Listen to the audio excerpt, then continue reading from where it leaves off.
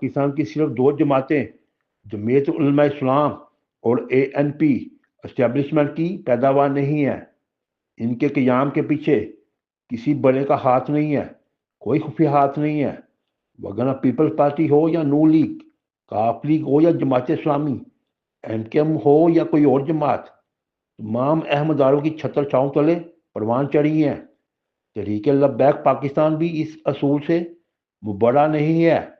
اس کے قیام و افزائش کے پیچھے بھی یہی خفیہ ہاتھ کار فرما رہے ہیں۔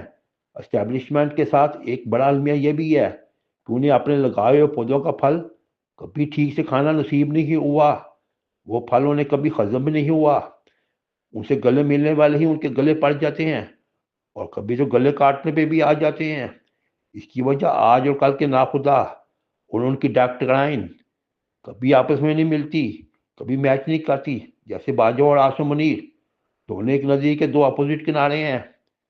تحریک لبیک والے بھی یہیں ایک بڑی غلطی کر گئے، اس لیے آج زیر عتاب ہیں، وگرنہ پولیس والے بیچارے تو پہلے بھی مرتے رہے ہیں اور زیادہ مرتے رہے ہیں۔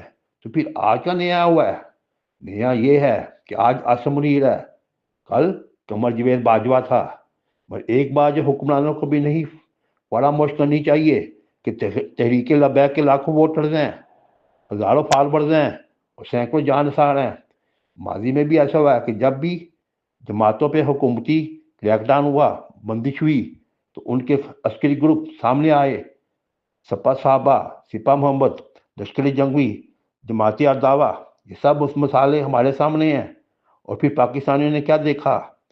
ریاستی دہشت گردی، عوامی خون ریزی، معصوم لوگوں کا قتل، اربوں روپے کا معاشی بحران، یہ سب ہم نے دیکھا ہے، بھگتا ہے۔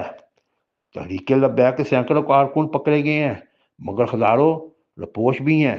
کہیں ایسا نہ ہو کہ یہ مفرور کارکن کسی دوسری جہادی تنظیم میں شامل ہو جائیں، وہ نیا گروپ بنا لیں اور ملک پھر نئی انارکی کی طرف چل پڑے۔ ہمیں اس کا ایک جامعہ اور مربوط حل نکالنا پڑے گا۔ رضوی برادران فی الوقت حقیقت ہیں، انہیں یکسر فی الفور ختم نہیں کیا جا سکتا۔ حکومت کو انتہائی بردباری اور معاملہ فیملی سے کام لینا ہوگا۔ سننے میں آ رہا ہے کہ حکومت تحریک لبیک کا فارورڈ بلاک بنانے کی کوشش کر رہی ہے۔ اچھا قدم ہے، خوش آئند ہے، مستحسن قدم ہے، پہلے بھی ایسا ہوتا رہا ہے۔ MKM کی زندہ مثال ہمارے سامنے ہے، اس کے اچھے نتائج نکلے تھے، مگر یہاں صورتحال یکسر مختلف ہے۔ TLP ایک دینی جماعت ہے اور دینی جماعت کی جڑیں عوام میں بہت زیادہ گہری ہوتی ہیں۔ اس لیے ہماری رائے ہے کہ حکومت تحریک لبیک کے کارکنوں کے لیے عام معافی کا اعلان کرے۔ بلوچستان میں بھی پاکستانی حکومت کئی بار عام معافی کا اعلان کر چکی ہے۔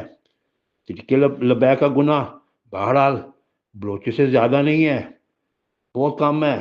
تحریک لبیک کا ریاستی ٹکراؤ تو عوامی احتجاج کا نتیجہ تھا۔ بلوچی تو بسوں سے عوام کو تارکہ مارتے ہیں، پنجابیوں کا قتل عام کرتے ہیں، گوریلا کاروائی بھی کرتے ہیں، وہ قابل معافی ہیں، تو یہ کیوں نہیں؟ ویسے بھی یہ تمہارے آنگن میں پلے بڑے ہیں، تمہارے اپنے ہیں، سر پہ شفقت کا ہاتھ رکھیں، اللہ بھی راضی ہوگا اور ملک میں بھی امن ہوگا انشاءاللہ۔